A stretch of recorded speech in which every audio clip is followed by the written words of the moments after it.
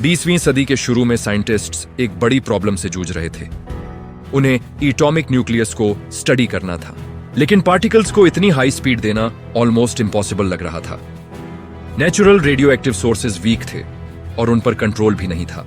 सवाल सीधा था, कैसे हम चार्ज्ड पार्टिकल्स को इतनी एनर्जी दे सकते हैं कि वो न्यूक्लियस के अंदर तक पहुंच सकें?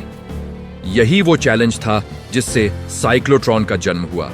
इस कहानी के हीरो थे अर्नेस्ट लॉरेंस, एक यंग फिजिसिस्ट जो यूनिवर्सिटी ऑफ कैलिफोर्निया बर्कले में काम कर रहे थे।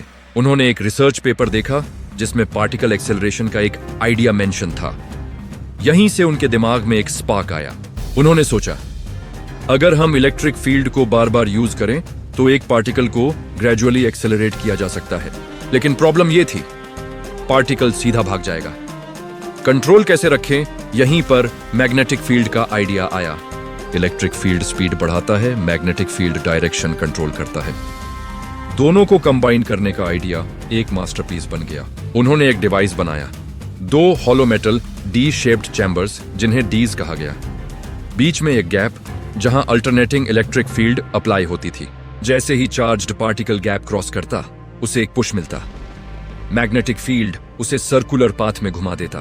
हर राउंड के साथ स्पीड बढ़ती जाती और पाथ स्पाइरल बन जाता। एक छोटा पार्टिकल अब हाई एनर्जी प्रोजेक्टाइल बन चुका था। साल 1930 लॉरेंस ने पहला वर्किंग साइक्लोट्रॉन बनाया।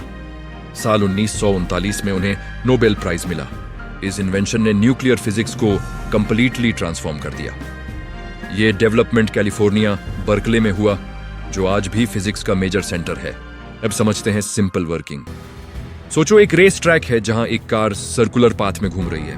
हर बार जब वो एक स्पेसिफिक पॉइंट क्रॉस करती है, उसे एक बूस्ट मिलता है। साइक्लोट्रॉन में भी सेम होता है। मेडिकल फील्ड में साइक्लोट्रॉन का यूज कैंसर ट्रीटमेंट के लिए होता है।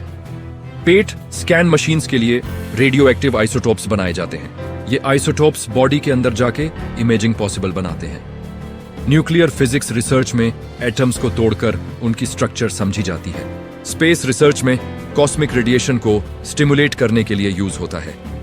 सेमीकंडक्टर इंडस्ट्री में माइक्रोचिप्स की रेडिएशन टेस्टिंग होती है, हाई एनर्जी। फिजिक्स लैब्स जैसे सर्न साइक्लोट्रॉन के एडवांस्ड वर्जन्स यूज करते हैं।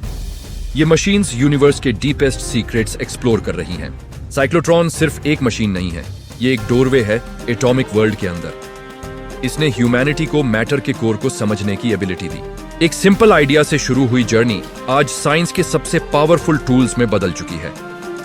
जब क्यूरियोसिटी और फिजिक्स मिलते हैं तो इंसान यूनिवर्स को समझने लगता है।